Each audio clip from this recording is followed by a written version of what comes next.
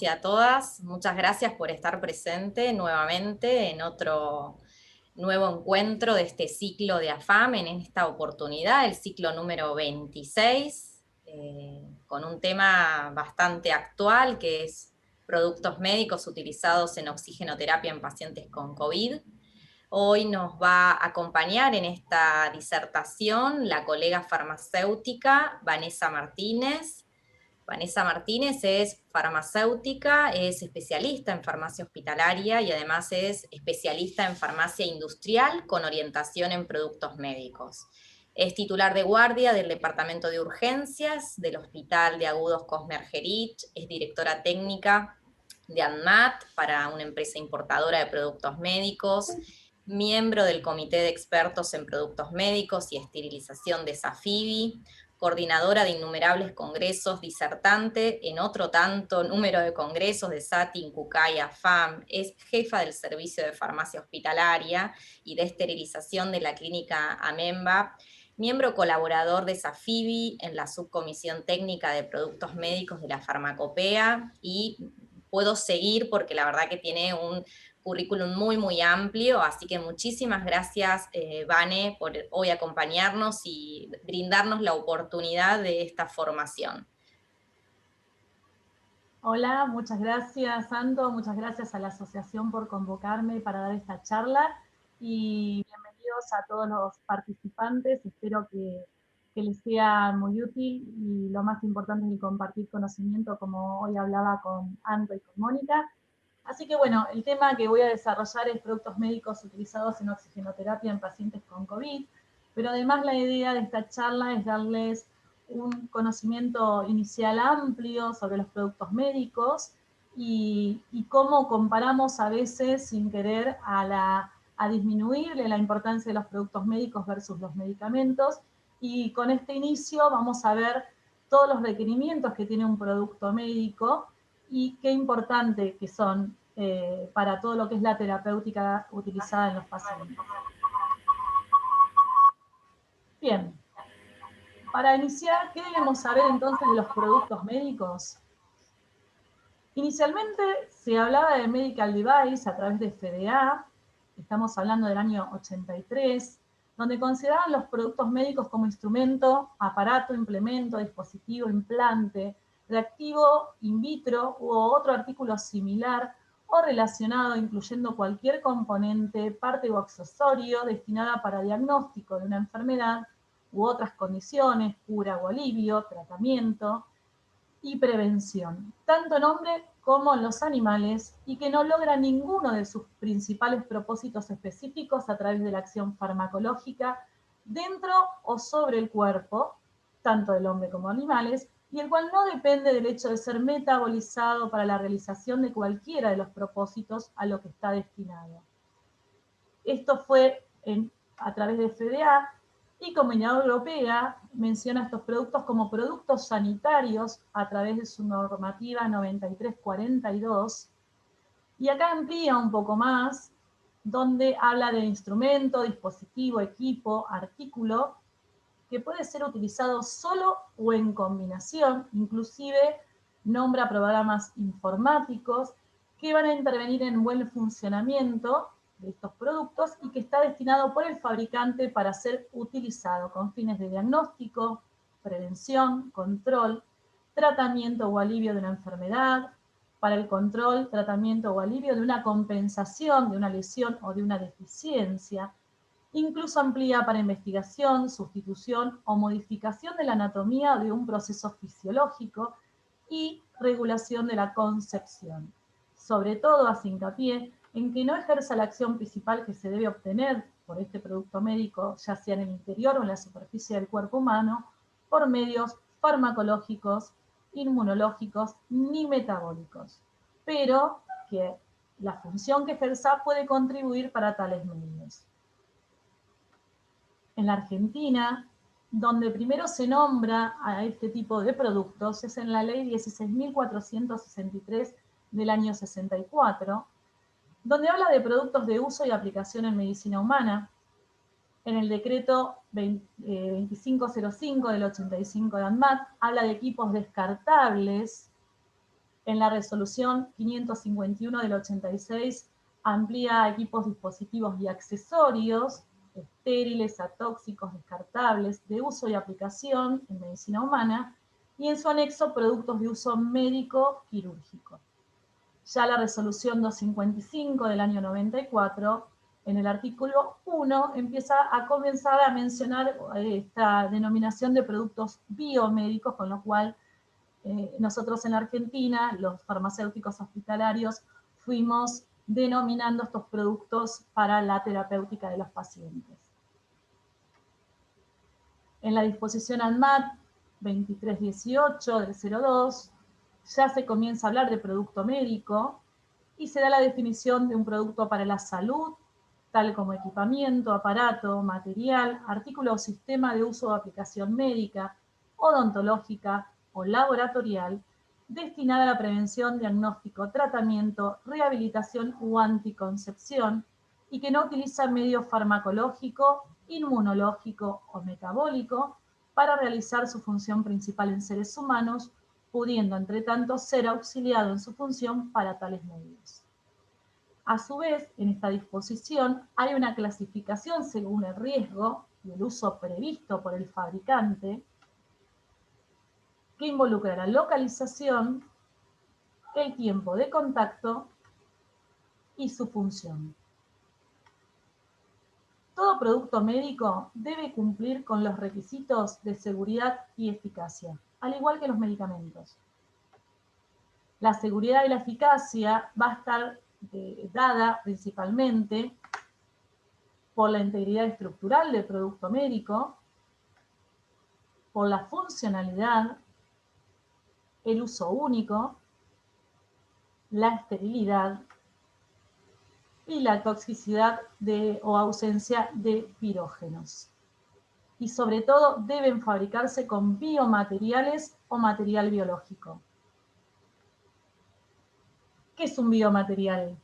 Un biomaterial es cualquier sustancia, combinación de sustancias que pueden ser naturales y sintéticas, a excepción de los medicamentos, que pueden ser usados por algún periodo como un todo o como una parte del sistema que trata, aumenta o reemplaza algún tejido, órgano o alguna función del cuerpo.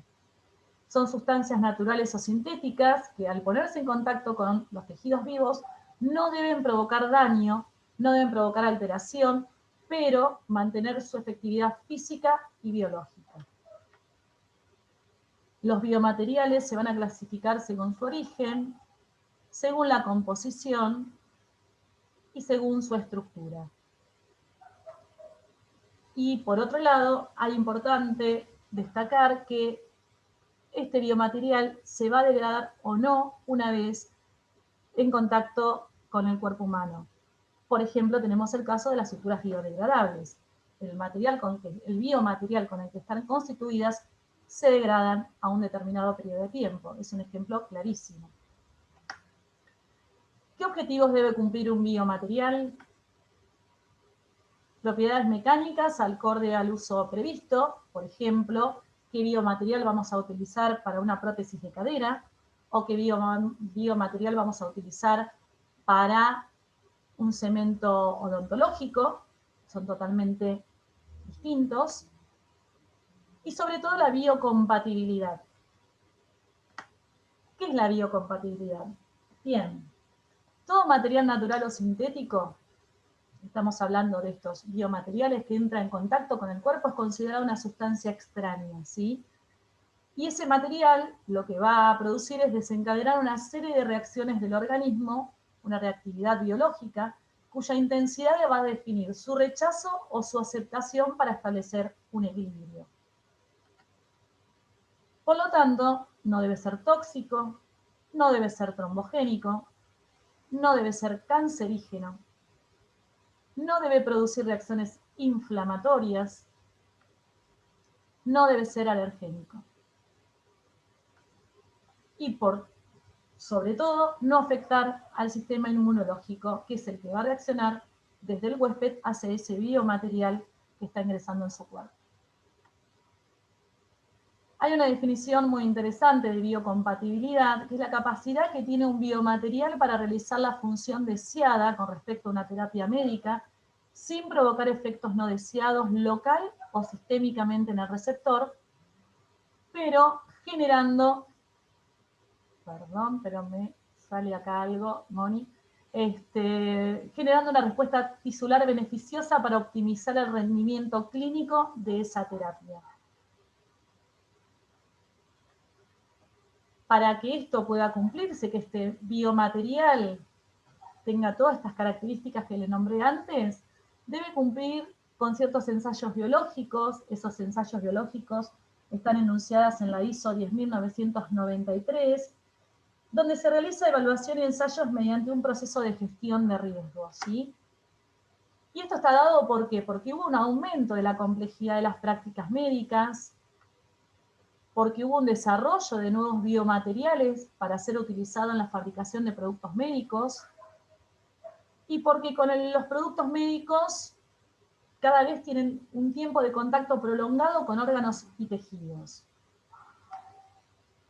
En esa evaluación del producto médico se debe considerar los materiales que lo componen, aditivos, contaminantes del proceso y residuos, sustancias lixiviables, productos de degradación, otros componentes de interacciones con el producto final, performance y características de ese producto final, y las características físicas del producto final, la porosidad, la morfología, la forma de la superficie.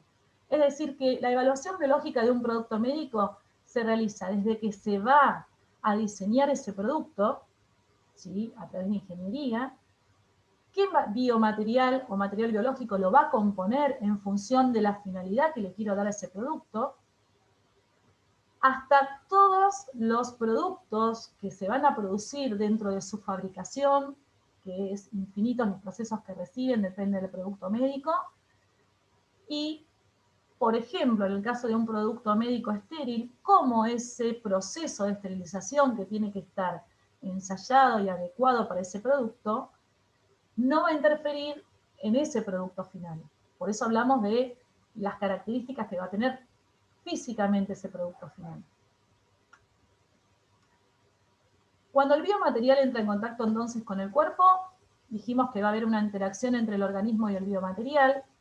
Esta interacción es un proceso dinámico que va a hacer que, por un lado, tenga una respuesta del huésped a la interacción con ese biomaterial, y que va a haber una respuesta también del biomaterial a la interacción que le ejerce ese huésped. A su vez, la disposición 2318 que yo les comenté anteriormente, da una regla de clasificación, 18 reglas, para clasificar a estos productos médicos. Estas reglas de clasificación se utilizan en forma combinable y va a estar dada principalmente por el grado de invasividad que tenga ese producto médico, el contacto con el cuerpo, el tiempo de contacto con el cuerpo. No es lo mismo un producto médico que lo vamos a utilizar en un tiempo menor a 24 horas que un implante. ¿Y qué parte del cuerpo va a estar afectada por el uso de ese producto médico? No es lo mismo, por ejemplo, en este caso que vamos a charlar hoy, una máscara de oxígeno que se aplica sobre la piel sana y que va a ser, digamos, un contacto mucho menor que un catéter intravenoso. Acá les menciono, solo para que lo tengan a manera informativa, las reglas de la disposición 2318 para clasificación de los productos médicos.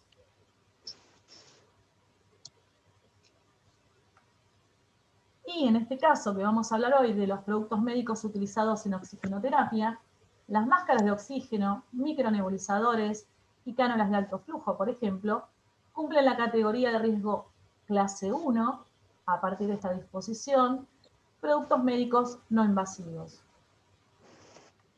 Cuando yo les comenté la evaluación de ensayos biológicos que se realiza a los productos médicos, acá les nombro principalmente a los productos médicos utilizados en oxigenoterapia, En esta tablita van a ver los productos categoría 1, que son productos médicos de superficie. Se ven en la primera columna, primera fila, mejor dicho, el contacto sobre piel sana, la duración del contacto entre menos 24 horas a más de 30 días. Nosotros productos médicos utilizados en oxigenoterapia lo vamos a usar en un promedio de 24 horas a unos días, no llega a 30, pero puede ser.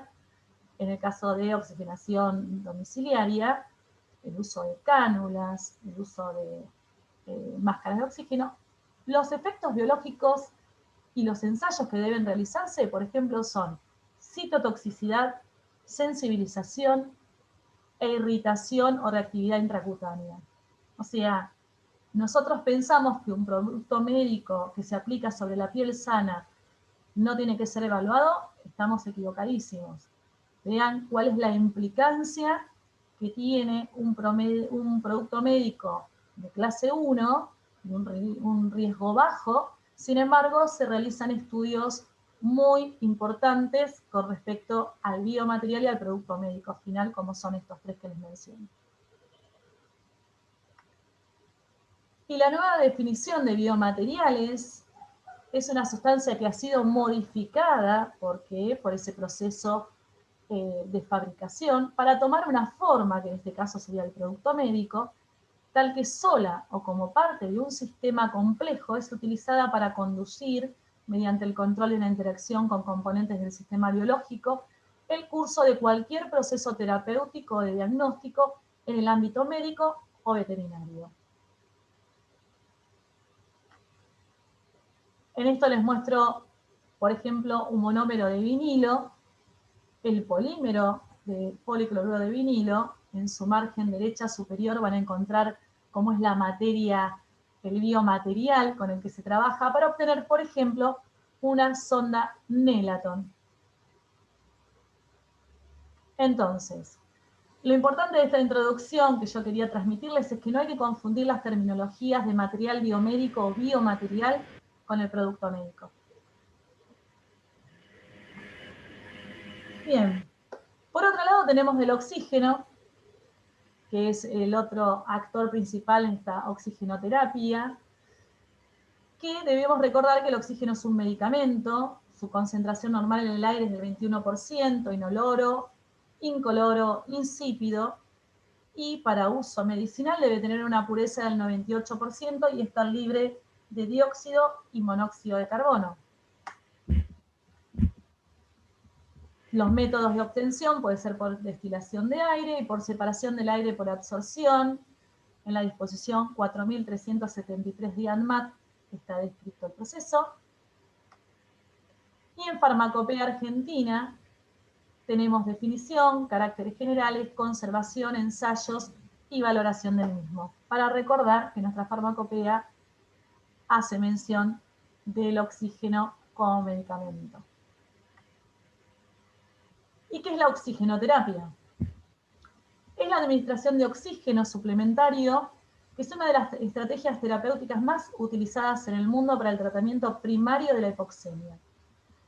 La administración se cuantifica como FiO2, que es el porcentaje de fracción de oxígeno administrado, y el objetivo principalmente es mantener un nivel de saturación arterial de oxígeno alrededor del 96%, excepto para el EPOC, que por su fisiopatología es hasta el 88%.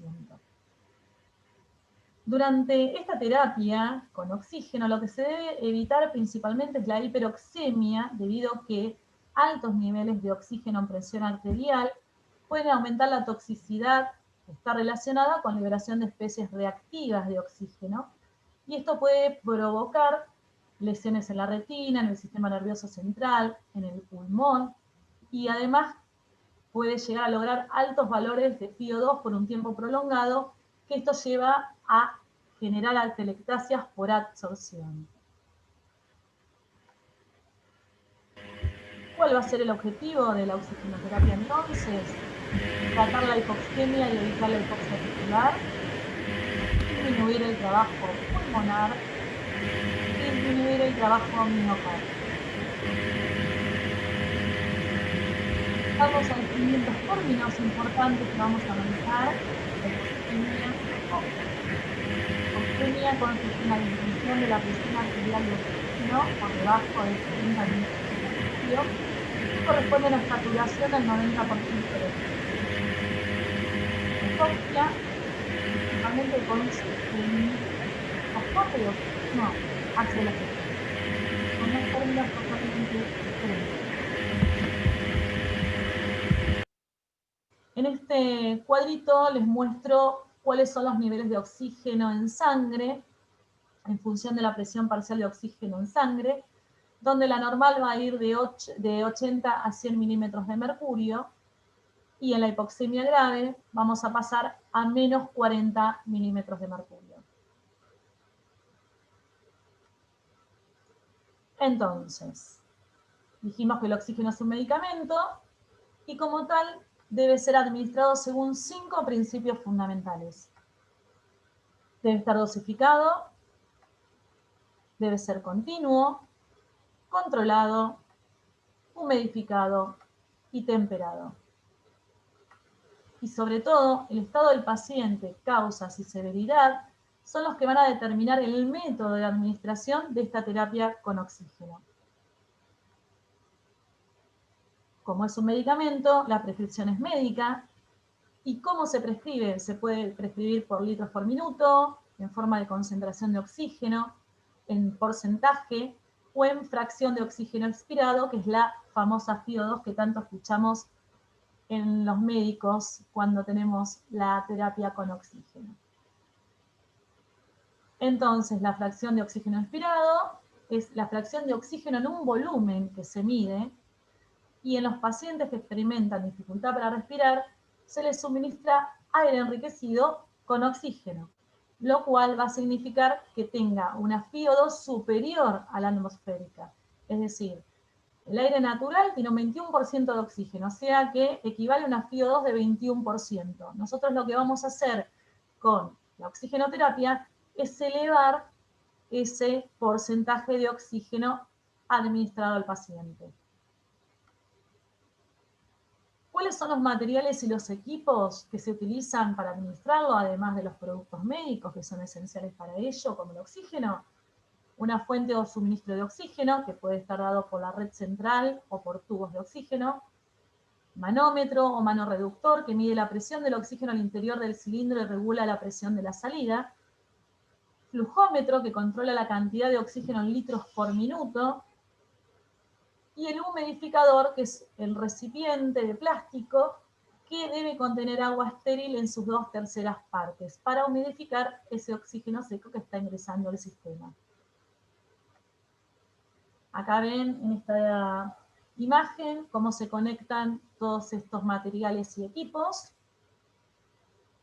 El flujómetro, el manómetro, el tanque de oxígeno, hay una válvula de flujo que regula, el humidificador, y a través de la tubuladura es la que va a conectar a todo nuestro sistema de productos médicos que van a favorecer y a facilitar la oxigenoterapia. ¿Cuáles son los productos médicos que permiten la administración de oxígeno? Hay dos grandes grupos: sistemas de oxigenación convencional y las cánulas de alto flujo. Los sistemas de oxigenación convencional son de gran utilidad en el tratamiento de la hipoxemia, sin embargo tienen una limitación que está dada principalmente por la mecánica respiratoria del paciente. Y eso lo vamos a ver en el transcurso de cada uno de estos productos médicos. Los sistemas convencionales se dividen en dos grandes grupos: sistemas de bajo flujo, que son dispositivos de FiO2 aproximado, no es una FiO2 exacta, que van a depender del flujo de oxígeno que administre, del volumen inspiratorio del paciente y de la frecuencia respiratoria del paciente. Y por otro lado, los sistemas de alto flujo, que son dispositivos que administran una FiO2 exacta, con un flujo de oxígeno que excede las demandas del flujo del paciente. Esto lo vamos a entender mucho más con cada uno de los productos médicos y cuál es la funcionalidad que tienen en esta oxigenoterapia. Sistemas de bajo flujo. Dijimos en este caso que va a depender del patrón ventilatorio que tenga el paciente en ese momento, ¿sí?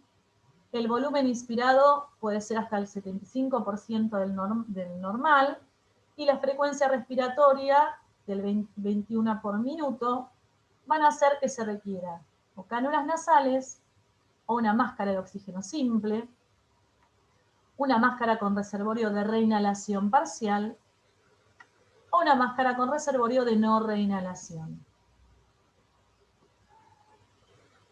Entonces, ¿cuántas veces nosotros dispensamos cánulas nasales, máscaras de oxígeno con reservorio, que durante esta época de pandemia fue lo más requerido? Muchísimas. Bueno, vamos a ver qué sabemos de ellas. En primer lugar, la cánula nasal es un tubo flexible de silicona PVC, se adapta a las fosas nasales, se colocan sobre el pabellón auricular, y el aire inspirado es una mezcla de aire ambiental con oxígeno.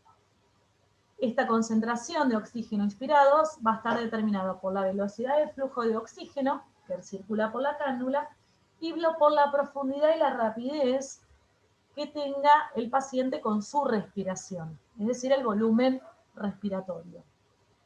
Pueden aportar hasta un 44% de oxígeno, no más.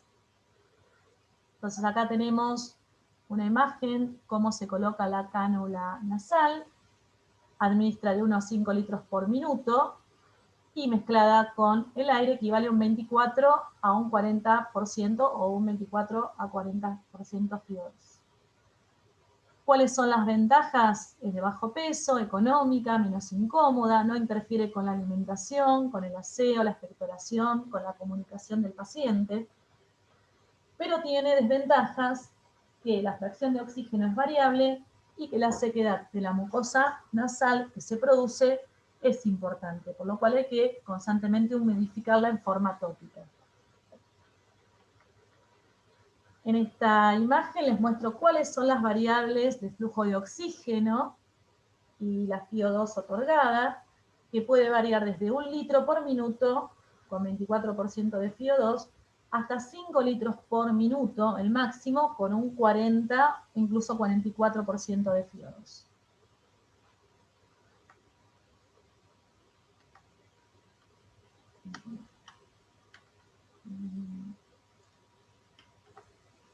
Máscaras de oxígeno.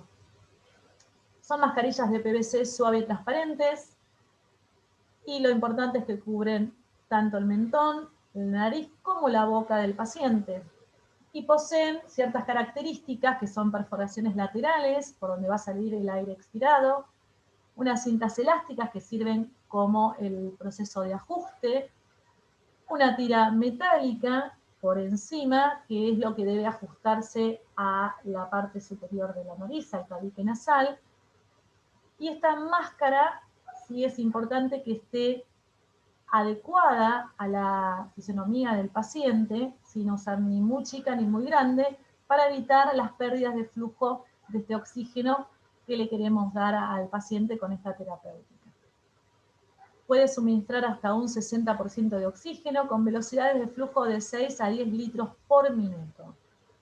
Y como les dije anteriormente, esta concentración va a depender del ajuste de la mascarilla. Acá tenemos ubicada en esta diapositiva esta máscara de oxígeno, como dijimos, concentraciones superiores al 50% con flujos bajos de oxígeno. Y las ventajas es que es de bajo peso, es económica, es menos incómoda, pero como desventaja tenemos fugas de oxígeno hacia los ojos, con lo cual muchas veces cuando tenemos un paciente con una terapia de oxígeno con máscara, nos piden colirios porque como efecto adverso esta fuga de oxígeno produce conjuntivitis. Obviamente sequedad de mucosa nasal y labial, que esto se restaura con humidificación tópica. Y por otro lado interfiere con la alimentación, el aseo, la expectoración y la comunicación del paciente.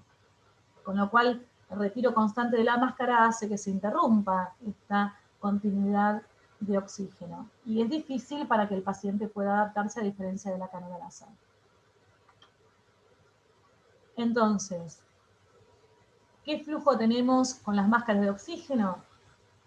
Un flujo de 5 a 6 a 7 y 8 litros por minuto con una FiO2 de 40 al 60%. Es decir, volvamos a repetir, la FiO2 de la atmósfera del oxígeno que está en el aire es de un 21%, con esto conseguimos elevar una oxigenación de un 40 a un 60%. La máscara de oxígeno con reservorio es una mascarilla simple con una bolsa de reservorio. La función del reservorio es almacenar el oxígeno, así como el volumen inspirado, gran parte del volumen va a venir del reservorio y no del ambiente. Existen dos tipos, de reinhalación parcial y de no reinhalación. En este caso las ventajas son parecidas a la máscara de oxígeno, pero garantiza un mejor aporte de oxígeno en pacientes con volumen corriente deteriorado, como pasa en el caso de los pacientes con COVID. Y las desventajas son iguales a la desventaja de la máscara con oxígeno. Acá tenemos en esta diapositiva cómo funciona esta máscara de oxígeno con reservorio, una línea de oxígeno que viene desde la línea red central de provisión de oxígeno, ingresa a la bolsa con reservorio, el paciente inhala ese oxígeno y cuando exhala, parte de ese dióxido de carbono exhalado pasa a la bolsa y otra pasa al exterior. Acá tenemos los flujos. Y la de no reinhalación es similar a esta máscara que les mostré anteriormente de reinhalación parcial, pero tienen una válvula unidireccional entre la bolsa reservorio y la máscara que evita que el aire exhalado vaya a la bolsa, por lo tanto no va a haber dióxido de carbono en la bolsa. Tiene un flujo mínimo de 10 litros por minuto y aportan una FiO2 de 60 a 80%, o sea, una fracción de oxígeno expirado mucho mayor que la máscara de oxígeno con reservorio de inhalación. Acá tenemos cómo funciona, tiene las dos válvulas conectadas, una unidireccional de la válvula aplicada entre la bolsa reservorio y la máscara, y la otra válvula es la de exhalación. Esto es a modo ilustrativo de cómo funcionaría y cuáles son los requerimientos importantes a tener en cuenta. Y a modo gráfico, ¿cuál es la diferencia entonces entre reinhalación parcial y no reinhalación?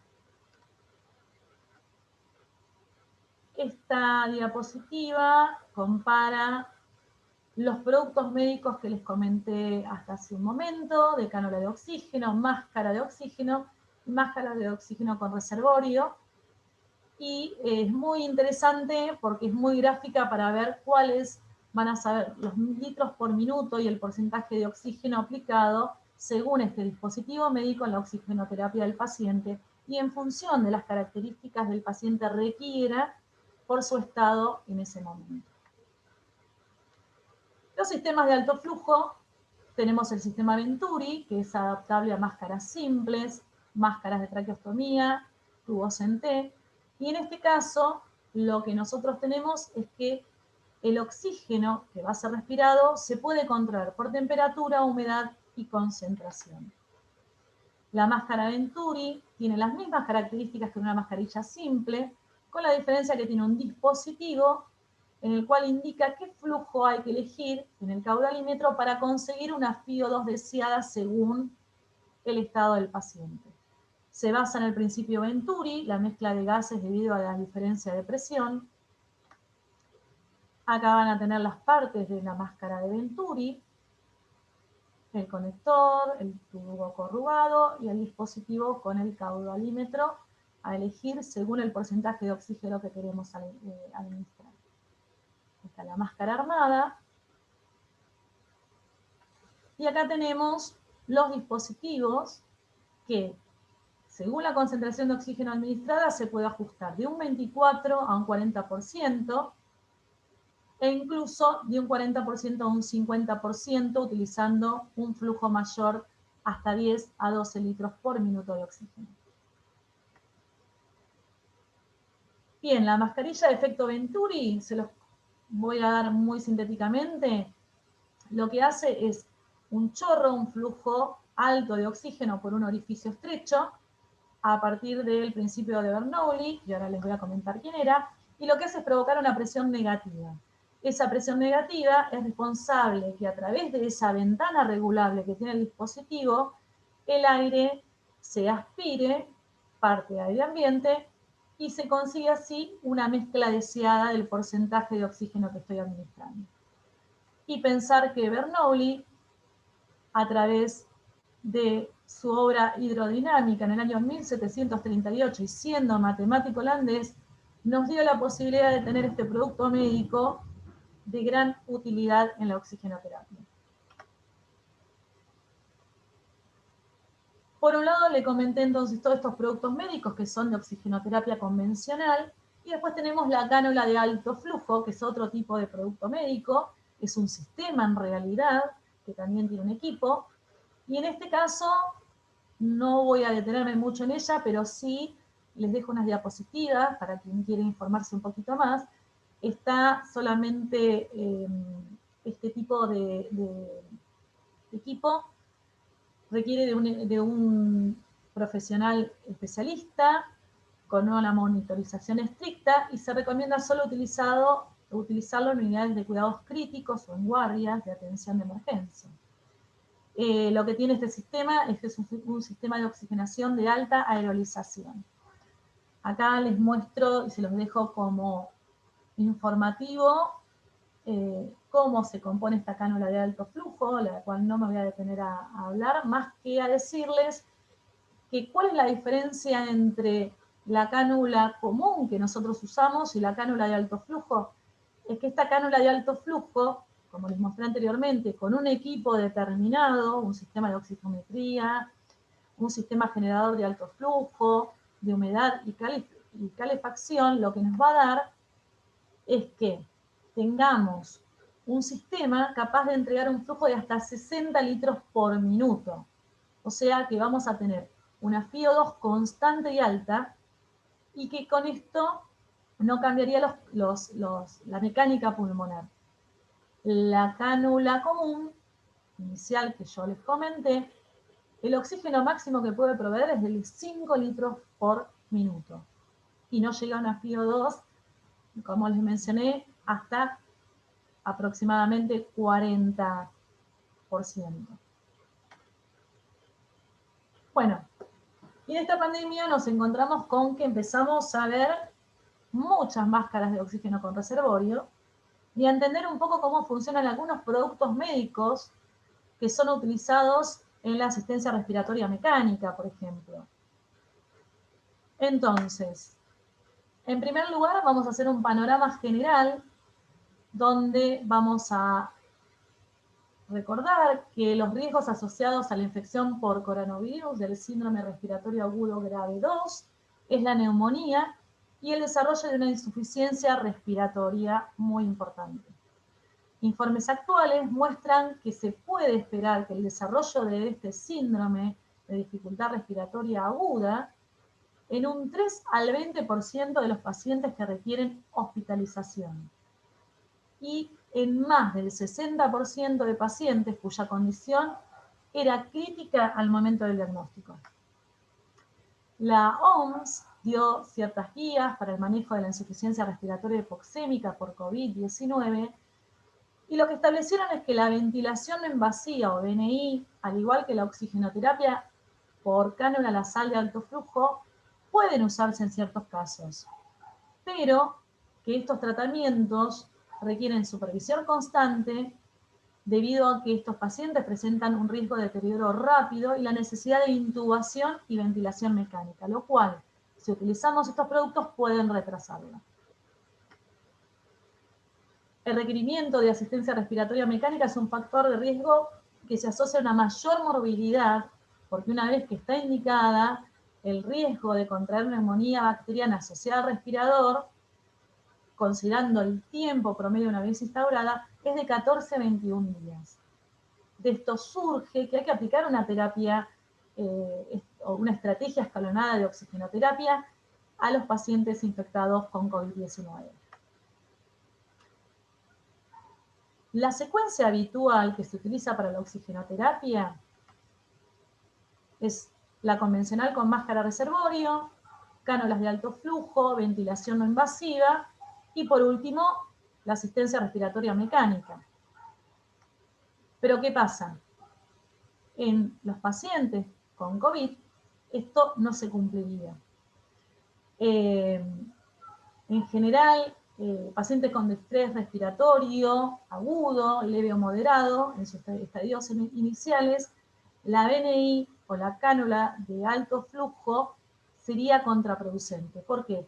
Principalmente porque estos productos aumentan la aerolización de partículas exponiendo al personal de salud que asiste al paciente y presentan una tasa elevada de fracaso con este tipo de patología debido a su rápida evolución negativa, y por otro lado retrasa la indicación de la asistencia mecánica respiratoria invasiva, la RM.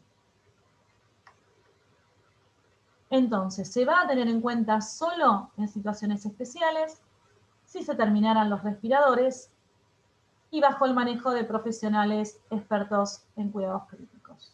Y obviamente con cuidados estrictos de aislamiento. Entonces, ¿cuál va a ser la secuencia escalonada de la oxigenoterapia en pacientes con COVID? El primer nivel, oxigenoterapia convencional con máscara reservorio. El segundo nivel, asistencia respiratoria mecánica. Y por último, y si es que es necesario, la cánula de alto flujo y la ventilación no invasiva. Del primer nivel ya les comenté inicialmente, pero les voy a dar unos datos con respecto a la máscara con reservorio.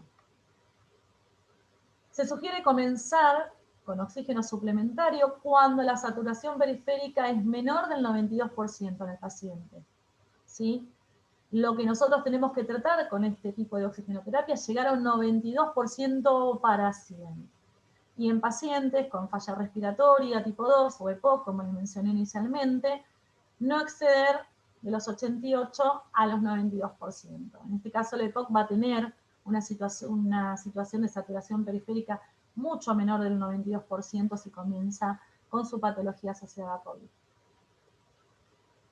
En estos casos se utilizará la máscara con reservorio. ¿Por qué? Porque presentan menos dispersión de partículas independiente del flujo de oxígeno. Entonces, para ello, y ahora les voy a mostrar nuevamente la imagen inicial, se va a colocar un barbijo quirúrgico al paciente para disminuir la dispersión de partículas durante la tos. Y hay que tener en cuenta que al usarlo, la dispersión en el plano sagital disminuye, pero no la producida de manera lateral. Recordemos que las máscaras con reservorio a nivel lateral tienen las salidas del dióxido de carbono exhalado, con lo cual puede haber algo de partículas hacia el exterior. El segundo soporte es el soporte ventilatorio invasivo, RM. En este caso vamos a tener, para llegar a este proceso de que el paciente se complique y necesite asistencia respiratoria mecánica, criterios clínicos y criterios gasométricos.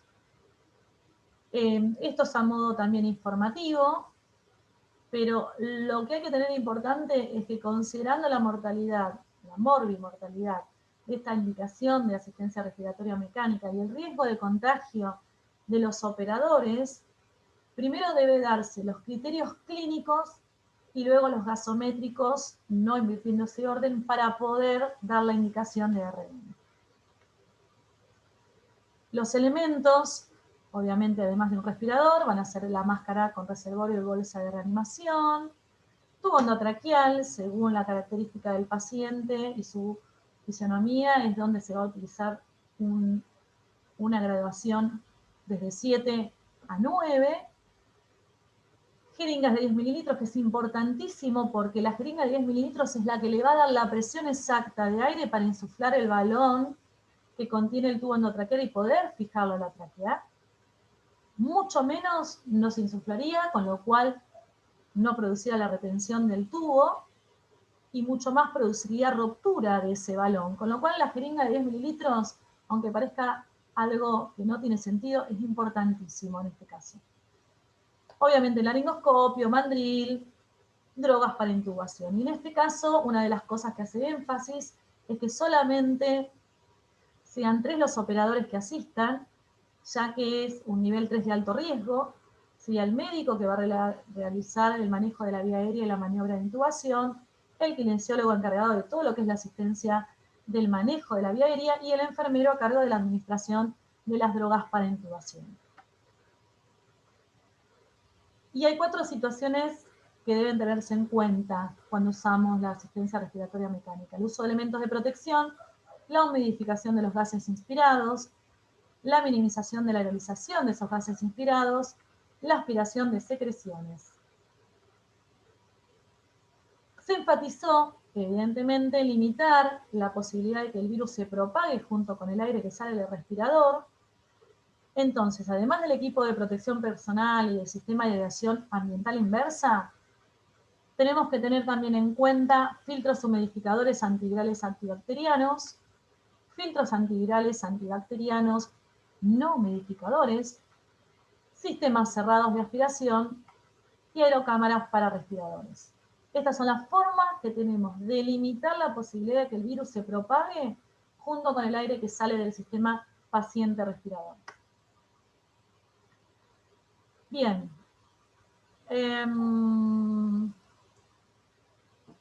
Hay 2 tipos de filtros.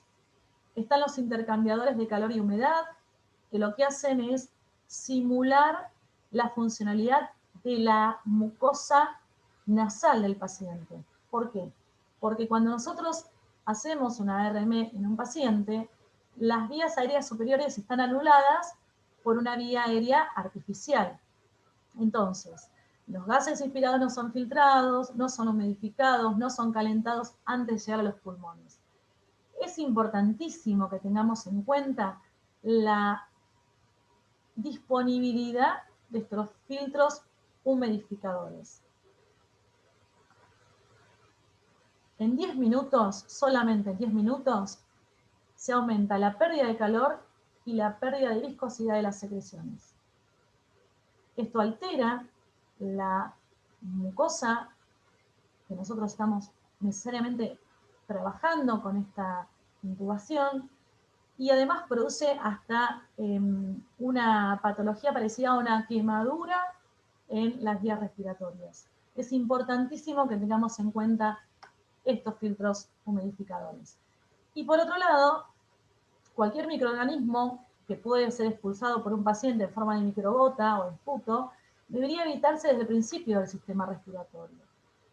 Por lo tanto, en este caso es importante tener un filtro respiratorio altamente efectivo conectado en la pieza I o en la parte distal respiratoria del circuito al respirador, como una barrera contra los virus y bacterias y secreciones, evitando contaminaciones entre los pacientes y el personal sanitario. Estos filtros son filtros electrostáticos que tienen una superficie hidrofóbica de polipropileno, que tienen cargas y lo que hace esta carga es, por magnetismo, cargas opuestas se atraen entre sí, pegar a la superficie de este filtro bacterias y virus y que queden atrapadas en la membrana del filtro. Los filtros, por supuesto, tienen que estar esterilizados, el método es oxidietileno. Y acá tenemos los famosos filtros humidificadores, los que le hablaba. Tiene una membrana de filtro hidrofóbico, con lo cual evita el paso de fluidos. Una estructura de celulosa que permite que durante la expiración del paciente el calor y la humedad que el paciente exhala queden en esa celulosa y que cuando inspire el paciente pueda ser proporcionado ese calor y la humedad. Y por otro lado, ofrecen un filtrado microbiológico por los que les comenté anteriormente. Los filtros antivirales, antibacterianos, solamente no humidificadores, además de diferenciarse en su forma y en su tamaño, principalmente, como tienen una baja resistencia al flujo, y además la filtración, por tanto, de bacterias y virus, es de elección eficaz para la protección, no solo del respirador, sino también de circuitos de anestesia. Entonces, acá los vamos a ver colocados en un resucitador manual y en el inicio de un circuito de tubuladuras de un respirador en su parte derecha. Por lo tanto, la utilización de filtros bacteriales y virales tiene que ser una indicación en todos los pacientes que requieran ventilación mecánica, en anestesia, en resucitador manual, incluso en espirometrías. Hoy por hoy en pacientes con COVID, un paciente que, digamos, sale de su afección por COVID y requiere espirometría para evaluación de cómo está su sistema respiratorio, requiere de un filtro, ¿sí?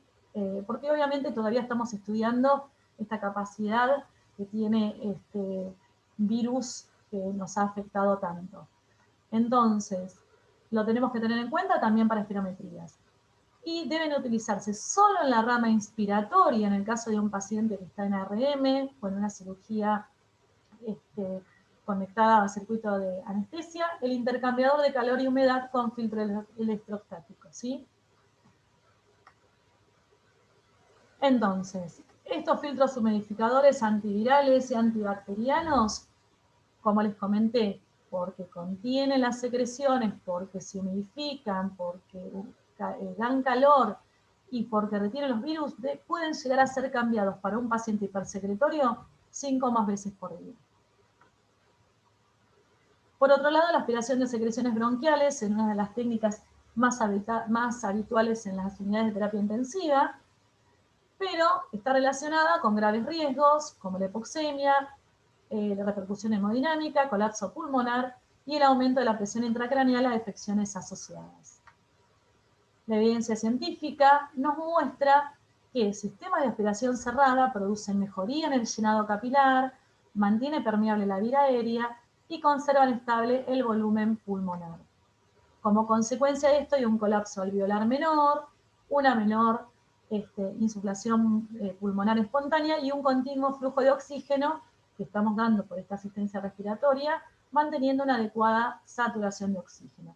Es decir, lo que hacía el kinesiólogo antes de desconectar el respirador para aspirar las secreciones del paciente y que esto implique una inestabilidad de cómo teníamos el paciente adaptado al respirador, hoy los sistemas de respiración cerrada son imprescindibles en la asistencia respiratoria mecánica.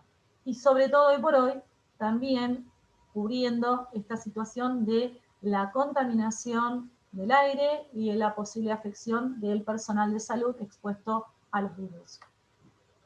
Acá tienen el sistema de aspiración cerrado, cómo va conectado,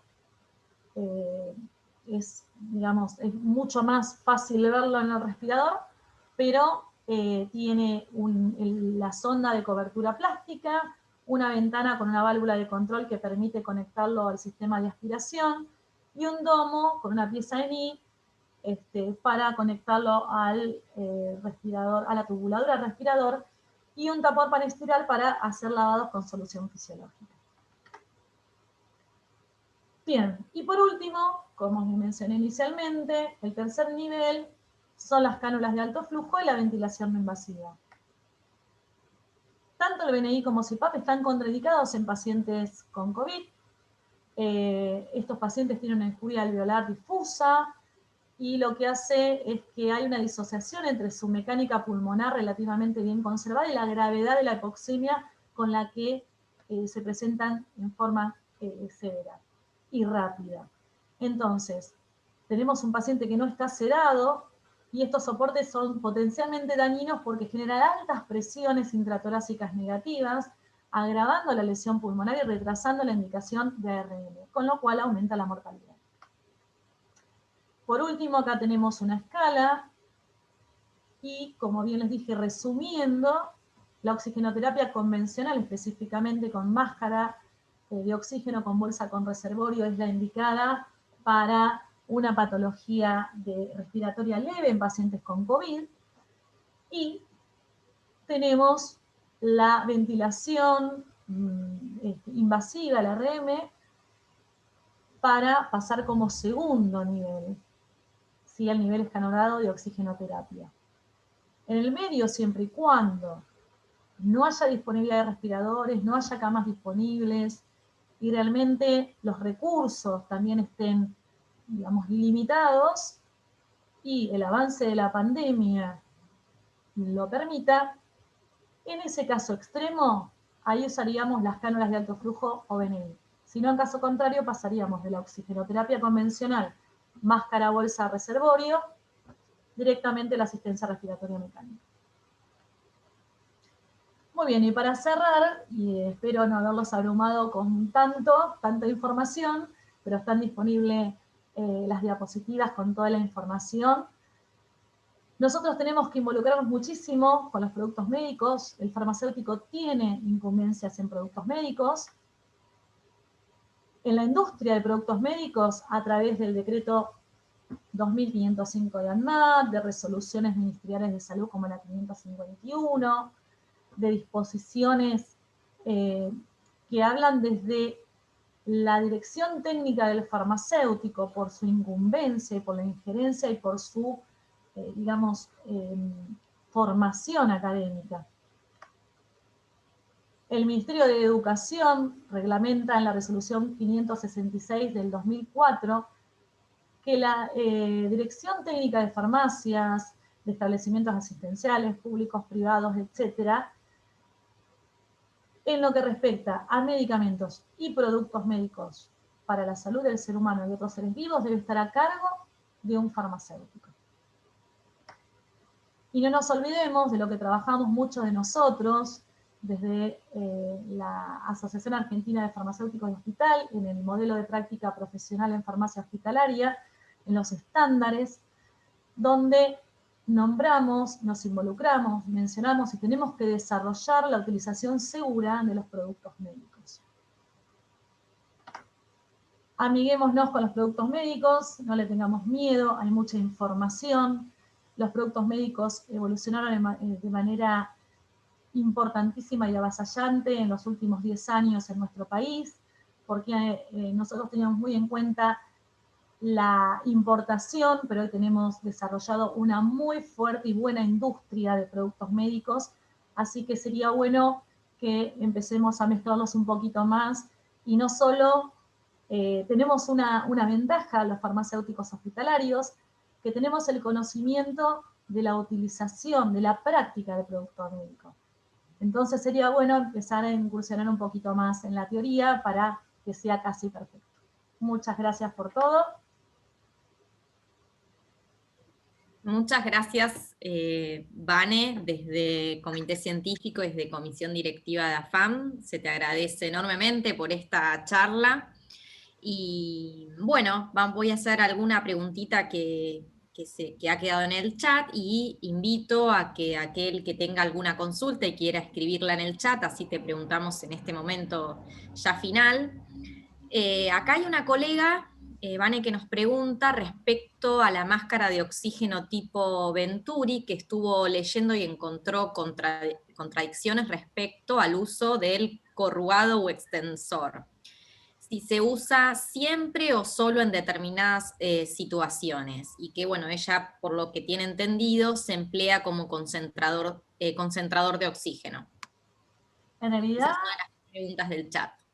bien, en realidad, a ver, el tubo corrugado que va a la conexión para lo que es el sistema de oxígeno ya está implementado con la máscara Venturi. No generaría un espacio muerto como para decir que la administración del flujo de oxígeno no es la adecuada porque estamos trabajando con una presión de oxígeno. Si acordémonos que tenemos un manómetro y un flujómetro, así que hasta donde tengo conocimiento, no he leído una contraindicación de ese tubo corrugado como para hacer un anexo a la máscara Venturi. De hecho, está asociada para la utilización. Buenísimo, gracias Vane por la aclaración. Otra colega agradece la excelente charla, a pesar que trabaja a diario con este tema, aprovecha para la oportunidad para preguntar a los colegas si han tenido algún inconveniente con los filtros HME de marca Han. Yo particularmente no lo he utilizado. No sé a qué se refiere, por ahí si nos puede detallar qué inconveniente tuvo. Lo que sí yo quiero, digamos, aclarar a los colegas en general, hay algo muy importante que tenemos que tener en cuenta con respecto a los productos médicos, que es la gestión de adquisición de productos médicos. Hay, digamos, como una asociación entre el conocimiento, la práctica, mezclamos mucho con los médicos para preguntar, incluso con enfermería, porque ellos tienen muy amplio conocimiento, porque son los quienes usan estos productos. Y digamos que todo esto nos va a ayudar, por un lado, y la parte de normativa, bajo ANMAT, los aspectos regulatorios. Me estoy hablando del registro del producto médico, del registro de la empresa, que ese producto médico esté avalado para uso por la Administración Nacional de Medicamentos, Alimentos y Tecnología Médica, es importantísimo. Tenemos que usar productos que estén legalmente registrados y obviamente también hay que tener en cuenta que si hay algo que no hacemos no solo los farmacéuticos sino los médicos, es leer el manual del usuario. No todos los productos se utilizan de la misma manera. Que nosotros lo hagamos de determinada manera no quiere decir que siempre eso esté bien hecho. O sea, cada producto médico y cada fabricante da un manual de usuario para que sea utilizado de la manera correcta. Bueno, gracias, Vane. Acá hay muchos más saludos y agradecimientos por la charla completa. Otra pregunta es, ¿en espirómetro dónde se pone el filtro? Yo principalmente lo vi con el neumonólogo y se coloca en la finalidad del aparato que se utiliza para espirometría, ¿sí? Hay una cuestión con los filtros que se utilizan con los pacientes con COVID.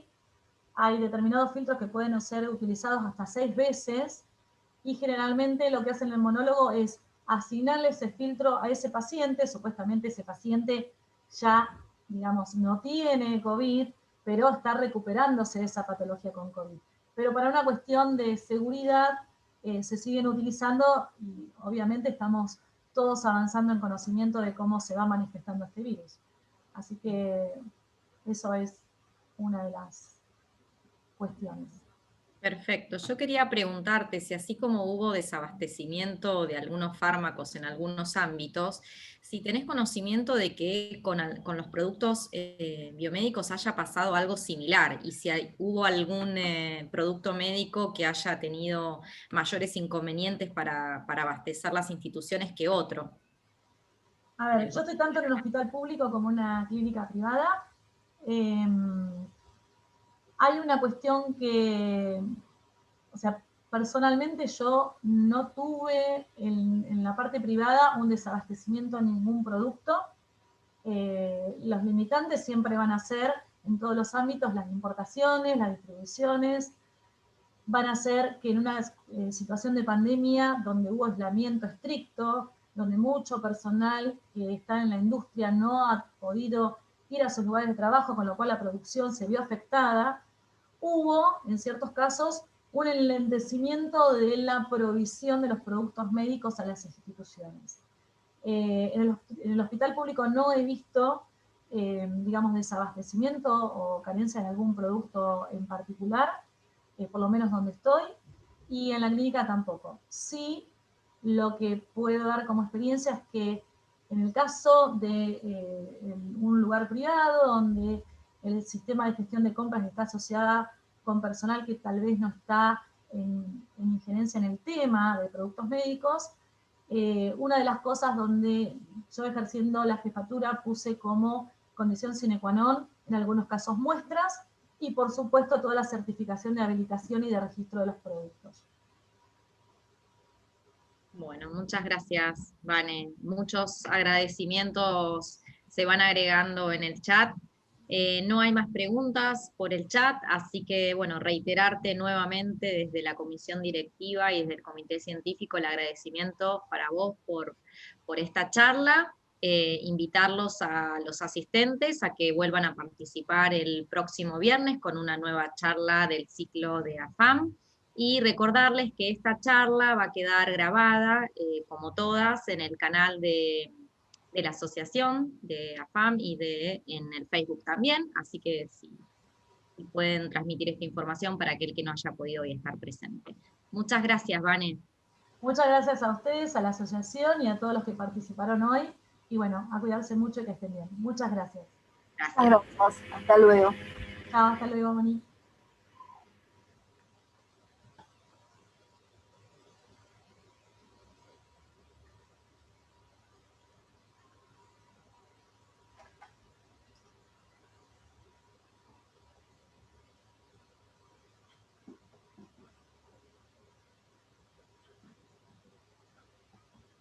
Hola.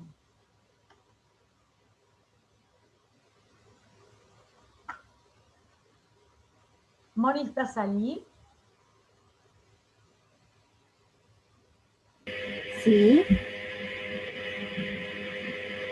Ahora se ve ¿Me estás viendo, Moni? una figura.